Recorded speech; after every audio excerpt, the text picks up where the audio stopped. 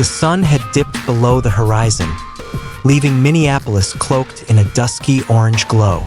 Streetlights flickered on one by one, casting long shadows across empty sidewalks. Nia Johnson sat behind the wheel of her aging Honda Civic, hands gripping the steering bar tighter than they needed to. She glanced at the clock on the dashboard. 8:47 p.m. Another 12-hour shift was finally over. Her reflection stared back at her from the rearview mirror. Dark brown eyes shadowed with exhaustion. Braids pulled into a neat bun under her signature headscarf. It wasn't just any scarf. It was red and gold, woven with intricate patterns that reminded her of her grandmother's stories about Canada, where she'd grown up before immigrating to America. To Nia, it was more than fabric. It was armor, a shield against the world when everything else felt too heavy. She sighed deeply, rolling her neck to ease the tension knotting her shoulders. The city outside seemed calm tonight, almost peaceful. But peace never lasted long, not for people like her. Nia lived in two worlds simultaneously. By day, she was Nurse Johnson, tending to patients who often looked like her.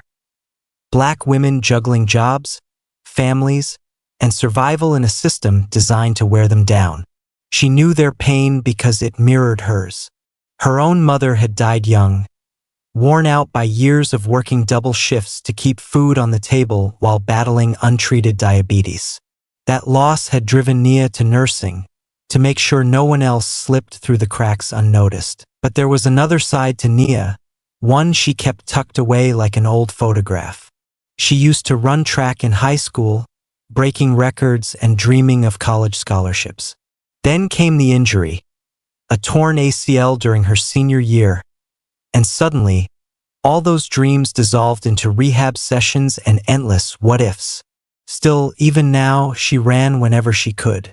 Running helped clear her mind, gave her space to breathe without thinking about how hard it was to simply exist as a black woman in America. Tonight, though, there would be no running. Not after 12 hours spent rushing between rooms, holding hands, and delivering bad news. All she wanted was to get home, take off this uniform, and wrap herself in silence. As Nia turned onto Lake Street, the familiar hum of her tires against asphalt lulled her further into relaxation. She barely registered the sound of sirens until blue lights flashed in her rearview mirror. Her heart skipped a beat. "Not again," she whispered, pressing her lips together. This wasn't the first time she'd been pulled over for something minor or nothing at all. But each stop left its mark. Each one chipped away at whatever fragile sense of safety she tried to build for herself. She slowed down and pulled to the curb, her movements deliberate. Her fingers trembled slightly as she reached for her license and registration, placing them neatly on the passenger seat beside her. Through the window, she saw him approach, a tall, broad-shouldered man in a crisp uniform. His nameplate read Reeves. He tapped on her window with his flashlight, motioning for her to roll it down. Nia hesitated. Memories flooded back unbidden. George Floyd's face pressed against pavement, Eric Garner gasping for air, Breonna Taylor asleep in her bed. She shook her head, refusing to comply. "I'm not getting out," she said firmly, her voice steady despite the storm brewing inside her chest. "You can see my documents right here." Officer Reeves frowned, his jaw tightening. "Ma'am, I need you to step out of the vehicle immediately." "No," Nia repeated, louder this time. "I know my rights. You have no probable cause." For a moment, there was only silence between them, broken only by the distant hum of traffic and the faint rustle of leaves in the wind. Then Reeves raised his baton and shattered her driver's side window. Glass rained down around her, sharp shards slicing through the quiet night. Nia flinched but didn't scream. Instead, she grabbed her phone and hit record, her trembling hands framing the chaos unfolding before her lens. "Everyone needs to see this," Nia muttered, speaking directly into the camera. This is what happens when we do everything right and still end up wrong. Through the fractured glass, she watched Reeves reach inside, yanking the phone from her grasp. The live stream cut off abruptly, leaving viewers staring at blank screens. Panic rippled through social media as hashtags began trending. Hashtag say her name, hashtag justice for Nia, hashtag Black Lives Matter. Inside the car, Nia froze. Her mind raced, trying to process what was happening. Was this really how it ended? For running 5 miles over the speed limit? For wearing a scarf that made some people uncomfortable? Then came the gunshot. The bullet struck Nia in the shoulder, sending searing pain radiating through her entire body. She slumped forward, clutching her wound as blood pooled onto her lap. Dimly, she heard Reeves shouting something about reaching for the glove compartment, but she hadn't moved. All she'd done was try to grab her scarf. Minutes later, paramedics arrived, stabilizing her enough to transport her to the hospital. Meanwhile, surveillance footage from a nearby convenience store captured the truth. Nia hadn't been reaching for anything dangerous, just her scarf, a symbol of pride, resistance, and identity. By morning, the video was everywhere. Protests erupted across Minneapolis and beyond, fueled by outrage and grief.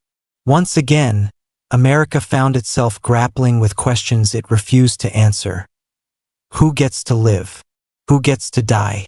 And why? As dawn broke over Minneapolis, protesters gathered outside the precinct where Officer Reeves worked. They carried signs bearing Nia's name and wore scarves identical to hers. In the distance, someone began singing, "We shall overcome," their voice cracking with emotion. The melody carried through the streets, echoing a promise that this time, things would be different. But deep down, everyone knew better. Change never came easy, not for people like Nia. Still, she had started something. And sometimes starting was enough. The sterile white walls of the hospital room felt suffocating, like they were closing in on Nia with every shallow breath she took. Machines beeped rhythmically around her, their mechanical hum a stark contrast to the chaos that had brought her here. Her left arm hung limp at her side, useless now, a cruel reminder of Officer Kyle Reeves' bullet tearing through muscle and bone. Nia stared at the ceiling, her mind replaying the events of the night before in fragmented flashes. The shattered glass raining down on her lap, the deafening crack of gunfire, the searing pain as her body betrayed her. She could still feel the cold bite of asphalt beneath her cheek when paramedics loaded her onto a stretcher. And she could still hear Reeves' voice, cold, detached, as he justified his actions to bystanders who recorded everything. "They always find a way," she muttered under her breath, her words barely audible over the steady beeping of her heart monitor. "They always twist it." Her thoughts drifted to the scarf, now stained crimson with her blood. She wondered if anyone had salvaged it from the wreckage of her car. It wasn't just fabric. It was her grandmother's legacy, her identity, her defiance wrapped into one. Without it, she felt exposed, vulnerable, incomplete. The door creaked open, pulling Nia out of her reverie. A man entered cautiously, his scrubs crinkling softly as he moved. He looked younger than most doctors she'd encountered, mid-30s maybe, with sandy blonde hair and sharp blue eyes that softened when they met hers. "Hi, Ms. Johnson," he said gently, his voice low and measured. "I'm Dr. Jared Whitman. I'll be overseeing your recovery." Nia nodded faintly, too drained to offer more than a glance. Doctors were nothing new to her. She saw them every day at work, but something about Jared seemed different, less clinical, more human. There was a weariness in his gaze that mirrored her own. "How are you feeling?"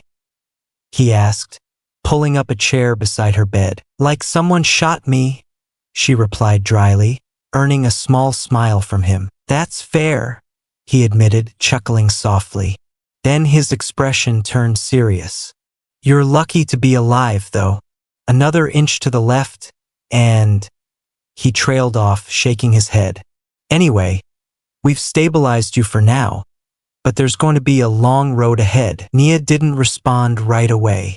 Instead, she studied him quietly, noting the dark circles under his eyes and the slight tremor in his hands as he flipped through her chart.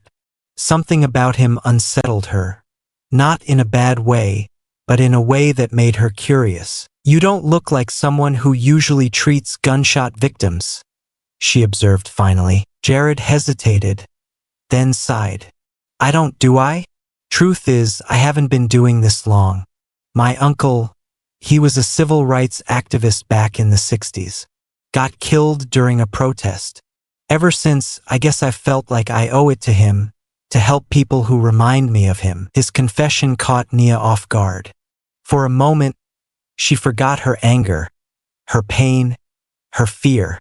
All she could think about was the weight of shared histories, the ways trauma bound strangers together across generations. "Well," she said after a pause, "you picked a hell of a job." He smiled wryly. "Yeah, guess I did." Outside the hospital, protests swelled into full-blown demonstrations. Footage from the convenience store security camera spread like wildfire online, accompanied by hashtags demanding justice for Nia. Social media platforms became battlegrounds, with users dissecting every frame of the video to prove what everyone already knew. Nia hadn't posed a threat. She'd simply reached for her scarf. Activists seized on the symbolism of the scarf itself, tying it to broader movements celebrating Black culture and identity. Within hours, influencers began posting photos of themselves wearing similar scarves, pledging solidarity with Nia and others like her. Celebrities amplified the message, calling for accountability and systemic reform. Even mainstream news outlets couldn't ignore the story. Headlines screamed variations of "Another Black woman shot by police" and "Symbol of resistance turns deadly." Pundits debated whether Nia's case would reignite national conversations about race and policing, or fade into obscurity like so many others before it. For Nia, trapped in her hospital bed, the attention was overwhelming. Every notification buzzed like a distant thunderclap, reminding her how quickly her life had spiraled out of control. Part of her wanted to shut it all out, to retreat into silence and let the world move on without her. But another part, the stubborn, resilient part, knew she couldn't afford to stay silent. Not this time. While Nia fought to regain strength, Kyle Reeves struggled to hold himself together. Back at the precinct, whispers followed him wherever he went. Some officers clapped him on the back, praising his quick thinking. Others avoided eye contact altogether, uneasy about being associated with such a controversial figure. At home, things were worse. His wife, Claire, refused to look at him, retreating into icy silence whenever he tried to explain himself. Their two young children sensed the tension, clinging to each other as arguments erupted late into the night. "I didn't have a choice," Kyle shouted one evening, slamming his fist against the kitchen counter. "She wouldn't listen. She kept reaching for something. I thought it was a weapon." Claire turned away, tears streaming down her face. "It doesn't matter what you thought, Kyle. What matters is what actually happened. And what happened is that you shot an innocent woman because she reached for a scarf." Her words cut deeper than any bullet ever could. For days afterward, Kyle wandered the house like a ghost, haunted by images of Nia's face splashed across television screens. In quiet moments, he found himself wondering what might have happened if he'd chosen differently, if he'd walked away instead of escalating the situation. But regret wasn't enough to undo what had been done. And deep down, Kyle knew the truth.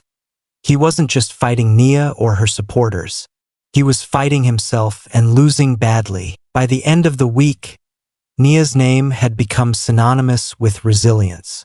Protesters marched through city streets, their scarves billowing like flags in the wind. Graffiti artists painted murals of her likeness, blending vibrant colors with defiant slogans. Wrap Your Crown. Musicians composed songs inspired by her story, weaving blues melodies with lyrics about survival and hope. In her hospital bed, Nia watched it all unfold on a borrowed tablet. Each image, each chant, filled her with a mix of pride and sorrow. Pride because people cared enough to fight for her. Sorrow because she wished it hadn't taken violence to make them care. As sleep finally claimed her, she dreamed of running again. Legs pumping, lungs burning, wind rushing past her ears. For the first time in days, she felt free. The morning light filtered weakly through the hospital blinds, casting long, uneven shadows across Nia's room. She sat propped up in bed, her left arm still immobilized in a sling, while a team of lawyers and activists gathered around her. The air buzzed with urgency.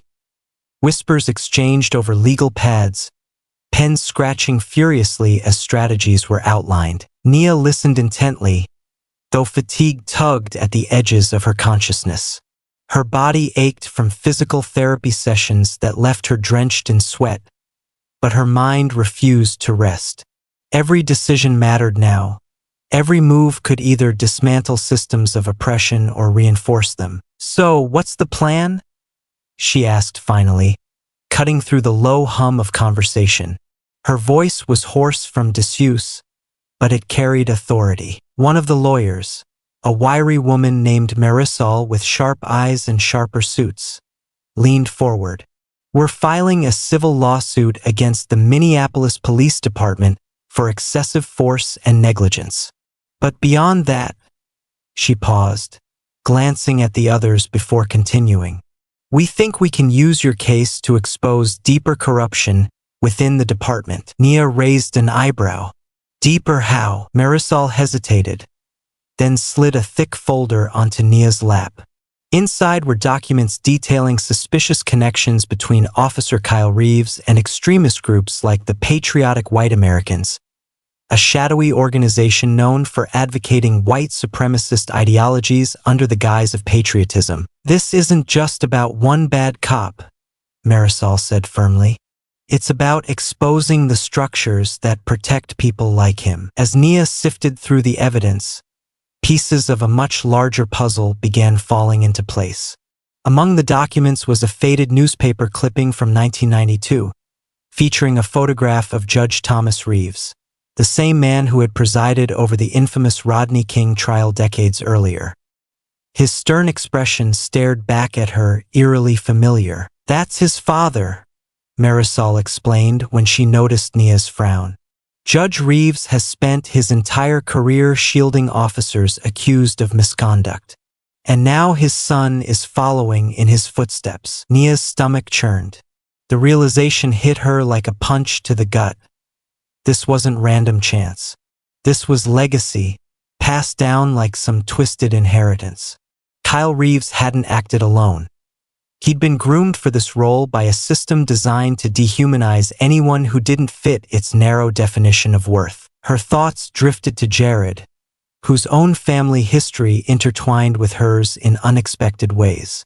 Both of their lives had been shaped by loss, by battles fought long before they were born. Wasn't that what Audre Lorde meant when she wrote about the master's tools never dismantling the master's house? How could they fight something so deeply entrenched without becoming part of it themselves? In another part of the city, Jared sat alone in his apartment, staring blankly at the wall. The weight of Nia's case pressed heavily on him, not just as her doctor, but as someone who felt personally implicated in the broader struggle for justice. He thought about his uncle again, the man he barely remembered, but whose death had defined his family's legacy. His phone buzzed incessantly with messages from colleagues urging caution. "Don't get too involved," one text read. "This is bigger than you." But Jared couldn't shake the feeling that staying silent would be worse than speaking out, even if his words carried less weight because of the color of his skin. He picked up his laptop and scrolled through articles about Nia's shooting, pausing at photos of protesters wearing scarves identical to hers. Each image reinforced what he already knew. privilege wasn't just about having opportunities. It was about using those opportunities to amplify voices that might otherwise go unheard. That night, he wrote a letter to Nia, not as her doctor, but as an ally.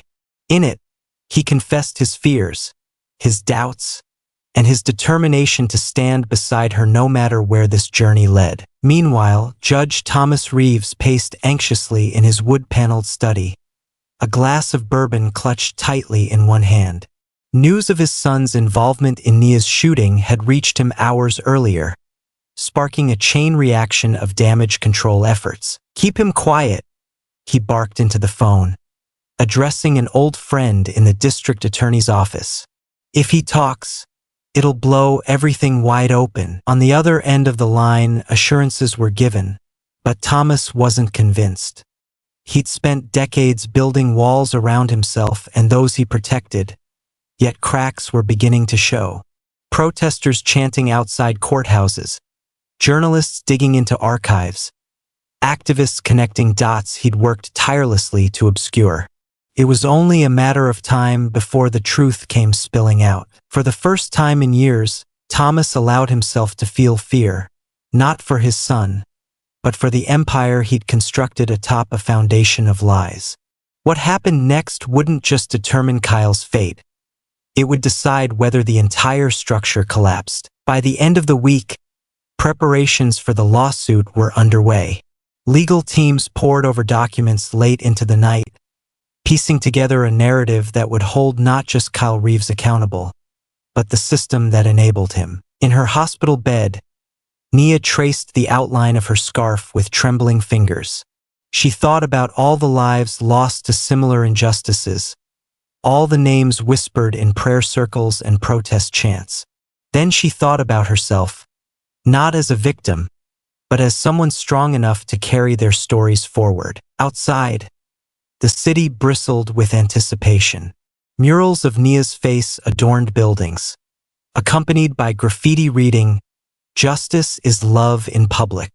Somewhere nearby, a street musician strummed a blues guitar, his mournful notes blending seamlessly with the rhythm of marching feet. Change was coming.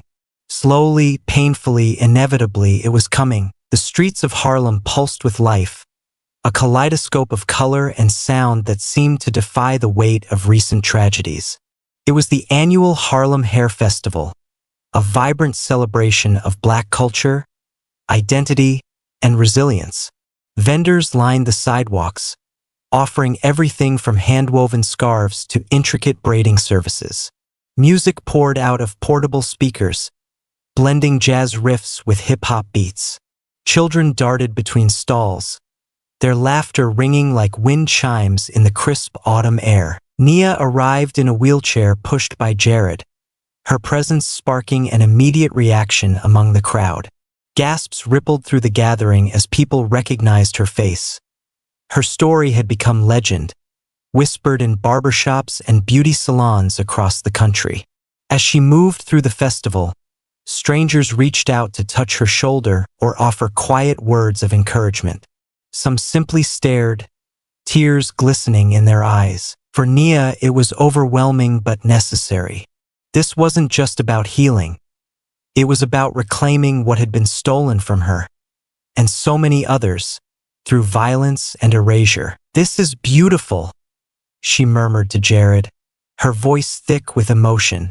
"I didn't know they'd do all this for me." "They're not doing it for you," he replied gently. "They're doing it with you." She nodded, understanding the distinction. The scarf around her neck, the same one salvaged from her car after the shooting, had taken on new meaning.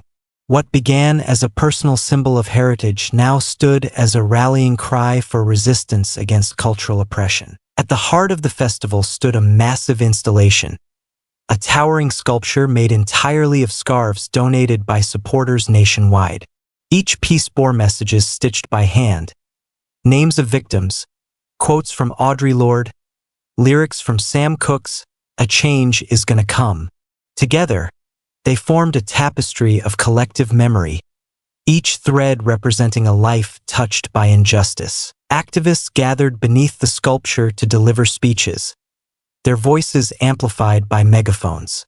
One young woman stepped forward, her own head wrapped in a bold orange scarf embroidered with the words, "Wrap your crown." "We wear these scarves today not just as fashion statements," she declared, her voice trembling with passion, "but as declarations of our humanity. They remind us that we are worthy, not because someone else says so, but because we say it ourselves." Her words ignited cheers from the crowd, prompting spontaneous chants of, "Say her name," and "Black Lives Matter." Nia watched silently, tears streaming down her cheeks. For the first time since the shooting, she felt something other than pain, hope. While Harlem buzzed with energy, other cities joined the movement in their own ways. In Minneapolis, graffiti artists transformed boarded-up storefronts into memorials honoring Nia and others like her. One mural depicted her seated in a wheelchair, her scarf flowing outward like wings. Beneath it read the inscription, "She ran when she couldn't walk. She sang when they tried to silence her. She lived when they tried to bury her." Similar murals appeared in Chicago, Los Angeles, Atlanta, and beyond, connecting communities through shared grief and determination. Social media platforms buzzed with photos of the artwork, accompanied by hashtags like #WrapYourCrown and #Scarves for Solidarity. Even celebrities donned scarves during public appearances, using their platforms to amplify the message. The symbolism spread globally, transcending borders and languages. Protesters in London, Paris, and Johannesburg wrapped themselves in scarves, chanting slogans adapted to local contexts. What began as a single act of defiance had become a universal call for justice. Back at the festival, Nia found herself surrounded by unlikely allies. Veterans who once fought alongside Kyle Reeves in Afghanistan approached her tentatively, apologizing for the harm caused by militarized policing. Former police officers disillusioned by corruption within their ranks shared stories of whistleblowing attempts gone awry. Artists, musicians, and writers offered their talents to support her cause. Among them was Jared, who had begun organizing teach-ins at local schools and community centers. Using his medical background, he connected historical patterns of racial bias in healthcare with contemporary issues in law enforcement, emphasizing how systemic racism operated across institutions. "It's all connected," he told a packed auditorium one evening. "When we talk about defunding the police, we're not talking about abandoning safety. We're talking about reallocating resources to address root causes. Mental health care, education, affordable housing. These are the tools that actually keep communities safe." His words resonated deeply with audiences, earning him both praise and criticism. But he remained undeterred, knowing that true allyship required vulnerability as much as action. As night fell over Harlem, the festival culminated in a candlelight vigil. Thousands gathered in silence, holding candles aloft as a tribute to those lost to police violence. Someone started singing softly, an old spiritual that echoed through the crowd until everyone joined in. "We shall overcome someday." Nia closed her eyes, letting the melody wash over her. Despite everything, the pain, the fear, the uncertainty, she felt a flicker of peace. Not the fragile kind that shattered easily, but the steady, enduring kind born of love and unity. When the song ended, she opened her eyes to find Jared standing beside her, holding out his hand. "Ready to keep going?" he asked. She smiled faintly, taking his hand. "Always." The courtroom buzzed with an electric tension, a palpable hum of anticipation that seemed to vibrate through the very walls. Reporters jostled for position in the cramped gallery, their cameras clicking incessantly like cicadas on a summer night. Protesters gathered outside, their chants muffled but persistent, seeping through cracks in the windows. "Say her name! Justice for Nia!" Inside, Nia sat at the plaintiff's table, her wheelchair positioned slightly forward so she could face the judge directly. She wore her signature scarf, a deep crimson embroidered with gold threads spelling out "Resist." It was both armor and statement, a reminder to everyone present that this trial wasn't just about her. It was about every black woman who had ever been silenced. Beside her, Marisol flipped through stacks of documents, her sharp eyes scanning for any detail that might sway the jury. Across the aisle, Kyle Reeves sat slumped in his chair, his once imposing frame diminished by weeks of public scrutiny and private torment. His lawyer whispered reassurances into his ear, but Reeves barely acknowledged them, staring instead at the floor as if it held answers he couldn't bear to hear. Jared lingered near the back of the room, observing quietly. He felt out of place among the sea of suits and uniforms, yet he knew his presence mattered, not because of what he could say, but because of what he represented: solidarity across divides. As Judge Evelyn Carter called the court to order, the room fell silent. The weight of history settled over everyone like a heavy blanket, suffocating yet unavoidable. The prosecution opened with damning evidence: surveillance footage showing Nia reaching for her scarf, expert testimonies confirming no weapon was present in her car, and leaked internal memos revealing systemic failures within the Minneapolis Police Department. Each revelation sent ripples through the gallery, punctuated by gasps and murmurs from spectators. But defense attorneys countered with technical arguments designed to muddy the waters. They questioned the authenticity of the video, citing potential tampering. They argued procedural errors in how evidence had been collected. And they painted Nia as combative and uncooperative, suggesting her refusal to exit the vehicle gave Reeves reasonable cause to act. "You see," the lead defense attorney said during his opening statement, gesturing dramatically toward the jury, "this isn't about race or bias. It's about following protocol." Officer Reeves did exactly what he was trained to do. Marisol shot to her feet, objecting vehemently. "Your Honor, opposing counsel is deliberately ignoring the broader context here. This case isn't just about one officer. It's about decades of unchecked brutality enabled by those sworn to uphold justice." Judge Carter banged her gavel sharply. "Counselor, stay focused. Stick to facts." The exchange underscored a larger truth.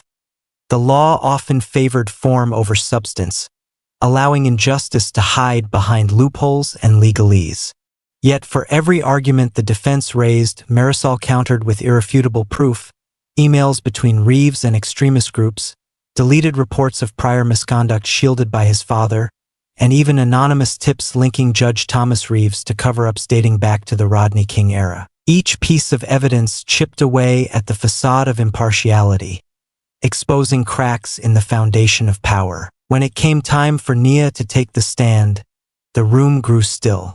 Even the reporters paused mid-tweet, pencils hovering above notebooks. She rolled herself closer to the microphone, adjusting its height with steady hands. "Ms. Johnson," Marisol began gently, "can you tell us what happened on the night of October 15th? Nia nodded, taking a deep breath. As she recounted the events leading up to the shooting, the traffic stop, the shattered glass, the deafening crack of gunfire, her voice wavered but never broke. Tears welled in her eyes, but she refused to let them fall. Instead, she clutched the edges of her scarf tightly, grounding herself in its texture and meaning. When cross-examination began, the defense attacked relentlessly, questioning her credibility and motives. Why hadn't she complied immediately? Hadn't she escalated the situation by live streaming? Wasn't she aware of the risks involved in challenging authority? Through it all, Nia remained composed, answering each question with quiet dignity. But when the defense suggested she'd provoked Reeves intentionally, something inside her snapped. "I didn't provoke anyone," she said firmly, her voice rising despite her damaged vocal cords. "I reached for my scarf because it's who I am. You can shoot me, you can silence me, but you'll never erase me." Her words hung in the air, raw and unfiltered, leaving the room stunned into silence. Even Judge Carter paused before calling for a recess. Later that afternoon, Judge Carter allowed Nia to deliver a closing statement, a rare concession meant to humanize the plaintiff's perspective. Rolling to the center of the courtroom, she faced the jury head-on, her gaze unwavering. "For years," she began, her hoarse voice trembling but resolute, "we've asked ourselves why. Why does this keep happening? Why us? Why now?" She paused, letting the questions linger. Then softly, she began to sing. "I was born by the river in a little tent. Oh, and just like the river, I've been running ever since." Sam Cooke's "A Change Is Gonna Come" filled the room, achingly beautiful despite, or perhaps because of her strained vocals. Every note carried the weight of generations, echoing pain and hope in equal measure. By the final verse, tears streamed down faces throughout the gallery, including some jurors. When she finished, there was no applause, only a profound, reverent silence. For a moment, it felt as though time itself had stopped, holding its breath alongside the nation. As the trial adjourned for the day, protesters outside erupted into cheers upon hearing snippets of Nia's testimony broadcast live. Strangers embraced, sharing stories of loss and resilience. Inside, lawyers strategized late into the night, knowing the outcome would ripple far beyond the courtroom. For Nia, the battle wasn't over, but neither was she. With every word spoken, every note sung, she proved that resistance wasn't just about surviving. It was about thriving, even amidst chaos. And somewhere, in the distance, another chant rose above the din. "We shall overcome someday." The days following Nia's testimony felt like a pressure cooker, the tension in both the courtroom and the city outside growing unbearable. News outlets dissected every detail of her closing statement, replaying clips of her singing, "A Change Is Gonna Come," until the melody became a national anthem of sorts, a haunting reminder of all that remained unresolved. For Kyle Reeves, however, there was no relief. If anything, the trial had stripped him bare, exposing cracks in his psyche that he'd spent years trying to ignore. Each night, he lay awake staring at the ceiling, haunted by images he couldn't unsee. Nia's defiant gaze, the scarlet stains spreading across her scarf, the crowd chanting her name as if she were already immortalized. His father's voice echoed in his head, cold, calculating, unyielding. "Stay strong, son. We'll get through this together." But Thomas Reeves' reassurances felt hollow now, like promises written on sand destined to wash away with the tide. For the first time in his life, Kyle wondered whether staying silent made him complicit or worse, whether speaking out would make him irrelevant. Kyle's paranoia deepened with each passing day. He stopped answering calls from colleagues, avoided eye contact during briefings, and began carrying his service weapon everywhere, even into his own home. Claire, his wife, pleaded with him to seek help, but he brushed her off, muttering about the system and how it chewed people up without mercy. One evening, after another grueling day of testimony, Kyle found himself wandering aimlessly through downtown Minneapolis.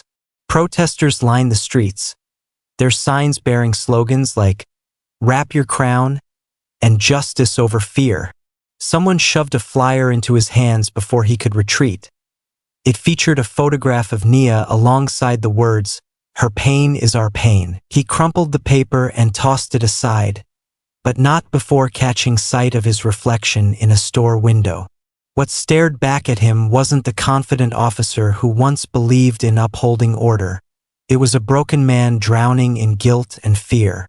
His uniform, once a badge of honor, now felt like chains binding him to decisions he couldn't undo. That night, unable to sleep, Kyle sat alone in his kitchen nursing a bottle of whiskey. The room spun around him as memories surfaced unbidden. His tour in Afghanistan, the faces of civilians caught in crossfire, the nightmares that followed him home. He realized then that he'd never truly left the war behind. It had simply shifted battlegrounds, manifesting in the streets of America instead of foreign deserts. "I didn't ask for this," he whispered to the empty room, tears streaming down his face. "I just wanted to protect people." But even as he said it, he knew it wasn't true. Somewhere along the way, protecting some had meant harming others, and now he couldn't tell where one ended and the other began. While Kyle unraveled, Nia continued to rise. Her days were filled with meetings, interviews, and strategy sessions aimed at leveraging the trial's momentum for broader change. Activists approached her with proposals for legislation targeting police accountability, community oversight boards, and reallocation of resources toward social services. Yet despite her growing influence, Nia struggled privately. Physical therapy sessions left her exhausted, and the constant media attention took its toll.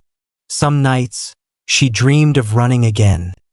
Not the slow, labored steps she managed now, but the effortless sprints of her youth.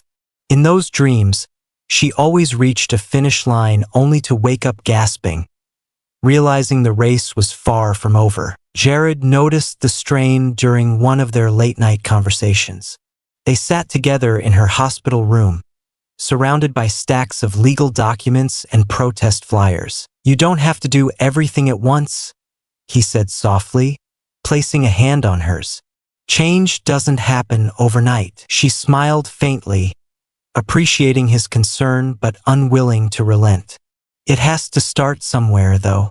And right now, it's starting with me." Her determination inspired him even as it worried him. He admired her strength but feared what it might cost her in the long run. Still, he stayed by her side, offering whatever support he could, whether it was helping draft speeches or simply sitting quietly while she processed her thoughts. As public support for Nia grew, so did resistance from those threatened by her message. Anonymous letters arrived at her hospital room and lawyer's office, warning her to drop the lawsuit or face consequences. One particularly chilling note read, "You think you're untouchable? You're just another statistic waiting to happen." Security tightened around her, with armed guards stationed outside her door and surveillance cameras installed throughout the building. Despite these precautions, Nia refused to be intimidated.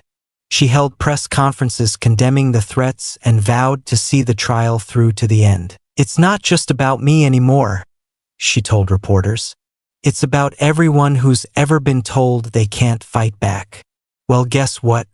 We're fighting, and we're winning." Her defiance galvanized supporters nationwide, sparking renewed protests under the banner, "No justice, no peace." Even celebrities joined the movement, using their platforms to amplify her message and call for systemic reform. By the end of the week, the nation seemed poised on the edge of transformation or collapse. Protests intensified, drawing record numbers of participants united under the rallying cry, "Wrap your crown." Meanwhile, inside the courtroom, tensions reached a fever pitch as closing arguments loomed. In his apartment, Kyle sat hunched over a desk littered with empty bottles and crumpled drafts of letters he couldn't bring himself to send. His pen hovered above the page, trembling slightly as he wrote, "To whom it may concern, I am sorry for what I've done, but I am sorrier still for what I represented. This isn't my fault alone. It's the fault of a system that turns good men into monsters and calls it justice." He signed the letter with shaking hands, folded it neatly, and placed it in an envelope addressed to Claire. Then, reaching into his holster, he withdrew his service weapon and stared at it for a long moment. Outside, the city pulsed with life, chants rising, drums beating, voices demanding change. Inside, silence reigned. The courtroom felt smaller than ever, its air thick with anticipation as closing arguments approached. Lawyers shuffled papers nervously, jurors exchanged uneasy glances, and reporters leaned forward in their seats, pens poised to capture history in real time. Outside, protesters gathered by the thousands, their chants echoing through the streets like a heartbeat that refused to stop. Nia sat at the plaintiff's table, her wheelchair positioned slightly askew so she could face both the judge and the gallery. Her scarf, now weathered from weeks of wear, was tied loosely around her neck, its vibrant colors dulled but still defiant. She glanced at Marisol, who gave her a reassuring nod, then turned her attention back to the proceedings. This was it, the moment everything had been building toward. Whatever happened next would shape not just her future, but the futures of countless others watching from afar. Just as the prosecution prepared to deliver its final statement, chaos erupted. A whistleblower within the Minneapolis Police Department released a trove of classified documents detailing decades of misconduct shielded by Judge Thomas Reeves. Among them were deleted reports of excessive force, falsified testimonies, and internal memos linking Reeves Sr. to extremist groups advocating white supremacy. The revelations sent shockwaves through the courtroom.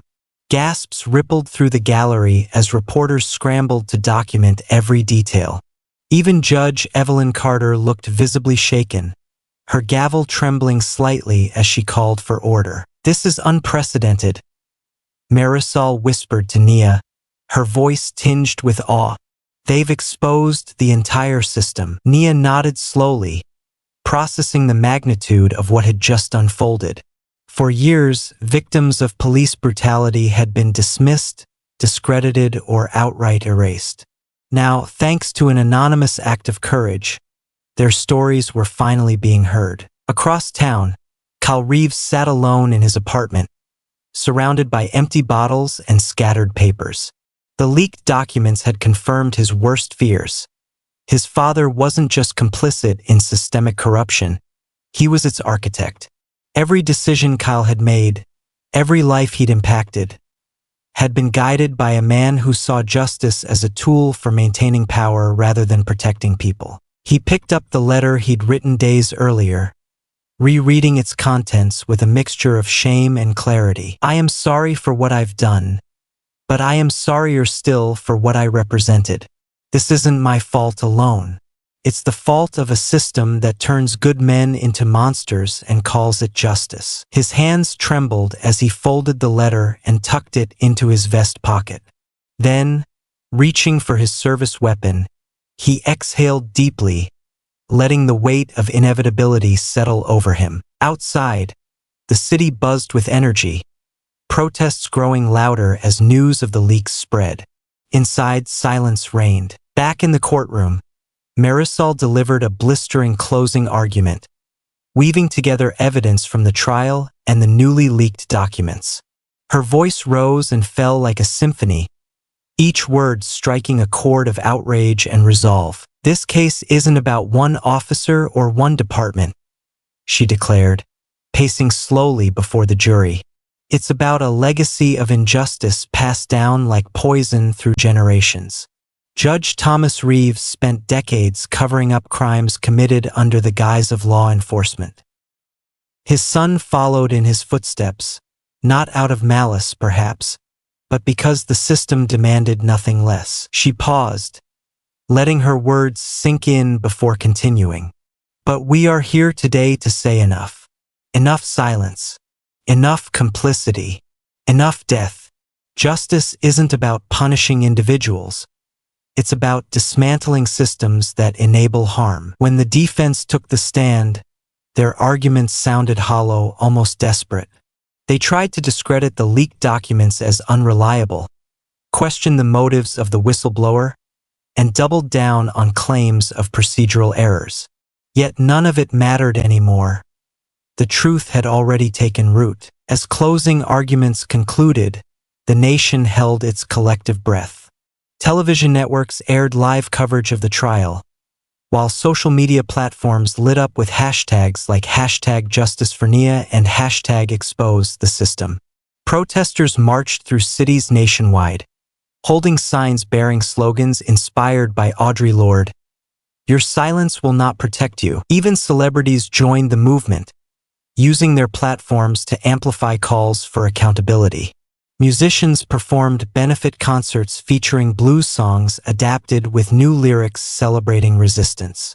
Artists painted murals depicting Nia alongside other victims of police violence, connecting individual tragedies to broader struggles for equity. In Harlem, the Hair Festival organizers announced plans to erect a permanent monument honoring Nia, a towering sculpture made entirely of scarves donated by supporters worldwide.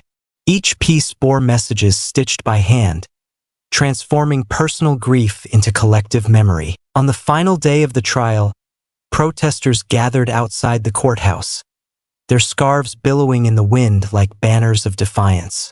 Someone began singing softly, an old spiritual that echoed through the crowd until everyone joined in. We shall overcome someday. Inside, Kyle Reeves rose from his seat, his expression unreadable.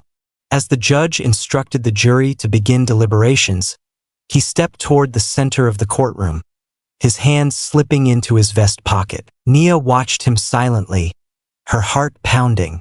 She didn't know what would happen next, but she knew this much. Whatever came, she would face it head-on, because she wasn't fighting for herself anymore. She was fighting for everyone who ever believed change was possible. And somewhere, in the distance, another chant rose above the din. Wrap your crown. Stand tall. Together we rise. The courtroom buzzed with an almost unbearable tension as the jury filed back in after hours of deliberation. Their faces were unreadable, blank masks hiding verdicts that could either vindicate or devastate. Protesters outside had swelled to unprecedented numbers, their chants reverberating through the walls like a heartbeat refusing to stop. Nia sat upright in her wheelchair, her hands gripping the arms tightly. Her scarf, now frayed at the edges from weeks of wear, seemed to pulse with its own quiet energy, a symbol of resilience amidst chaos. Beside her, Marisol leaned forward, every muscle in her body taut with anticipation. Even Judge Evelyn Carter appeared unusually somber, her gavel resting heavily on the bench. But before the foreperson could speak, Kyle Reeves stood abruptly, his chair scraping against the floor with a sharp screech. Every eye turned toward him, confusion rippling through the room. Without a word, Kyle reached into his vest pocket and pulled out his service weapon. Time slowed to a crawl as he raised it to his temple, his hand trembling but resolute. Gasps erupted from the gallery, followed by screams as people scrambled to react. "Kyle, no!" Claire shouted from the back of the room, lunging forward too late to stop him. The gunshot echoed like thunder, silencing the courtroom instantly.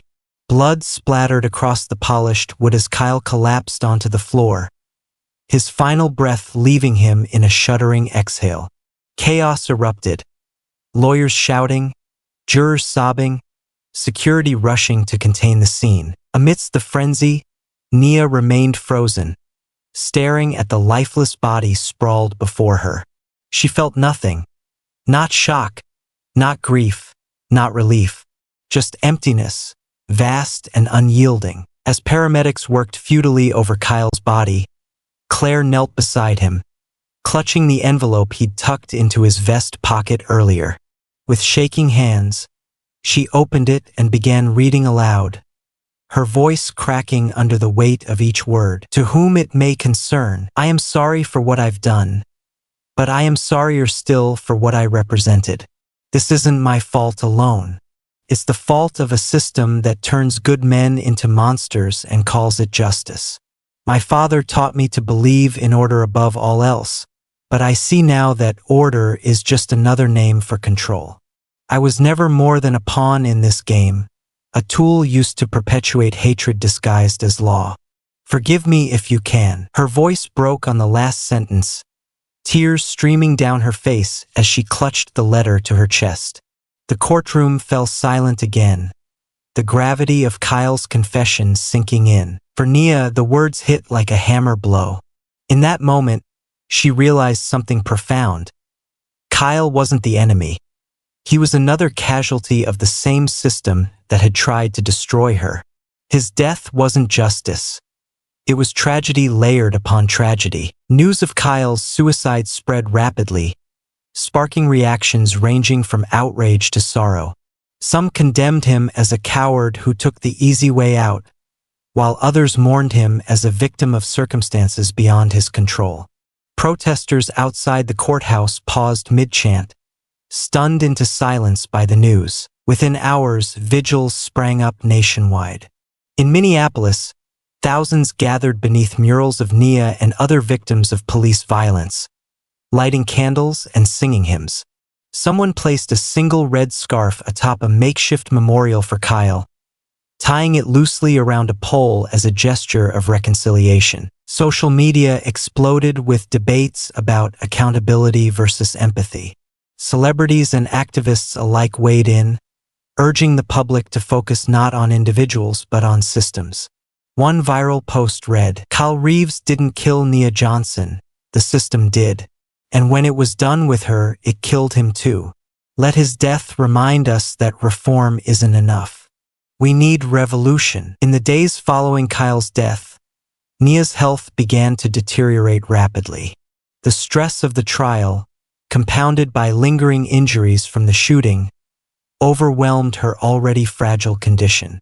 Infection spread unchecked through her wound, leaving doctors scrambling to stabilize her. Jared stayed by her side constantly, monitoring her vitals and adjusting treatments. But even he couldn't deny the inevitable. "It's sepsis," he told Marisol quietly one evening, his voice heavy with defeat. "We're doing everything we can." But Marisol nodded, tears welling in her eyes. "She knew the risks," she whispered. "She always did." Despite her failing body, Nia refused to give up. From her hospital bed, she continued issuing statements, granting interviews, and rallying supporters. Her voice grew weaker with each passing day, but her message remained unwavering. Keep fighting. Don't let them win. 3 months after the trial ended, Nia succumbed to complications from her injuries. The nation mourned her passing, hailing her as a hero whose courage inspired millions to demand justice. Her funeral drew crowds rivaling those of civil rights icons, with mourners wrapping themselves in scarves identical to hers. In her will, Nia requested burial alongside her grandmother's scarf and a letter addressed to Claire Reeves. Its contents were simple yet devastating. "You didn't kill me. The system killed us both." As protesters marched through cities worldwide, carrying banners bearing her image, the movement she ignited showed no signs of slowing. Somewhere in Harlem, a young girl tied a scarf around her head, vowing to carry forward the torch lit by those who came before her. And somewhere, in the distance, another chant rose above the din. "We shall overcome someday." The morning sun filtered through the stained glass windows of a modest church in Minneapolis, casting kaleidoscopic patterns on the wooden pews. Hundreds gathered inside, their faces etched with grief and resolve. Outside, thousands more lined the streets, holding scarves aloft like flags in a silent procession of remembrance. Nia's casket rested at the front of the sanctuary, draped in a vibrant red scarf embroidered with gold threads spelling out "Resist." It was the same scarf she'd worn during her final days, a symbol of defiance that had come to define her legacy. Surrounding it were bouquets of flowers, protest signs bearing her name, and photographs capturing moments from her life. As a young athlete crossing finish lines, as a nurse tending to patients, as an activist standing tall despite unimaginable pain. At the podium, Marisol adjusted her notes, her hands trembling slightly. She glanced at the crowd, faces young and old, black and brown and white, and felt the weight of what needed to be said. This wasn't just a eulogy. It was a call to action. Marisol began softly, her voice steady but tinged with emotion. "Nia Johnson didn't choose this fight. It chose her. But when it did, she faced it head-on, refusing to back down even when the odds seemed impossible." She paused, letting her words settle before continuing. "Some will remember her for the courage she showed in court, for the song she sang that silenced a nation. Others will remember her laughter, her kindness, her unwavering belief in justice. But all of us must remember this: Nia didn't die in vain. Her death wasn't the end. It was the beginning. As Marisol stepped away, Jared approached the podium, his expression somber yet resolute. He spoke about Nia not as a martyr but as a human being, someone who loved deeply, fought fiercely, and dreamed endlessly. "She taught me something I'll carry for the rest of my life," he said, his voice breaking slightly. "That love isn't passive, it's active. It demands sacrifice, accountability, and above all, hope." Nia gave everything she had to prove that change is possible. Now, it's our turn to pick up where she left off. His final words echoed through the church, met with thunderous applause and quiet sobs. When he returned to his seat, a young girl rose from the congregation. A child no older than 10, her own scarf tied proudly around her head. Without hesitation, she walked to the podium and addressed the crowd. "I never met Nia," she began, her voice clear and strong despite her age. "But I know her story, and I promise, I won't let them forget it." In the weeks following Nia's death, momentum surged behind legislative efforts aimed at dismantling systemic racism within law enforcement. Lawmakers introduced bills targeting qualified immunity, establishing independent oversight boards, and reallocating resources toward community-based solutions. Dubbed the Nia Johnson Act, the package passed with bipartisan support, a rare moment of unity in a divided Congress. Activists hailed the legislation as a victory, though they cautioned against complacency. "This isn't the finish line," one organizer declared during a press conference. "It's a starting point. The real work happens in our communities, in our schools, in our homes." Protesters adapted accordingly, shifting focus from reactive demonstrations to proactive initiatives. In cities nationwide, grassroots organizations launched programs addressing root causes of inequality: affordable housing projects, mental health clinics, educational workshops on racial literacy. Artists continued creating murals and music inspired by Nia's story, ensuring her memory remained alive in cultural consciousness. Even Hollywood took notice, greenlighting films and documentaries chronicling her life and legacy. One project titled WrapYourCrown premiered at Sundance, earning critical acclaim for its unflinching portrayal of resilience amidst tragedy. For those closest to Nia, her absence left an irreplaceable void, but also a renewed sense of purpose. Jared channeled his grief into advocacy, spearheading campaigns to improve healthcare access for marginalized communities. He often visited Nia's grave, leaving fresh flowers and handwritten letters detailing progress made in her name. Claire Reeves, meanwhile, found solace in activism. After reading Nia's letter to her husband repeatedly, she joined local groups working to reform policing practices. Though initially met with skepticism, her involvement gradually earned respect, particularly after she publicly denounced extremist ideologies once championed by her late father-in-law. "You can't undo the past," she told reporters during one interview, "but you can choose how to move forward." For Kyle, for Nia, for everyone who's ever been failed by this system, "I'm choosing to fight." Her transformation inspired others grappling with guilt or complicity, proving that redemption was possible even in the face of overwhelming loss. Months later, a new mural appeared in Harlem, a towering depiction of Nia seated in her wheelchair, her scarf flowing outward like wings. Beneath it read the inscription, "She ran when she couldn't walk. She sang when they tried to silence her. She lived when they tried to bury her. And now she flies." Children played nearby, their laughter mingling with the distant hum of drums and chants. Somewhere, a street musician strummed a guitar, singing Sam Cooke's "A Change Is Gonna Come." The melody carried through the air, timeless and eternal. As dusk settled over the city, A young girl wrapped herself in a scarf identical to Nia's, tying it securely around her head.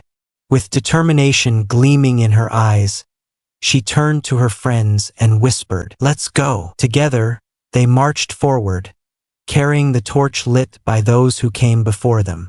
And somewhere, in the distance, another chant rose above the din. "We shall overcome someday."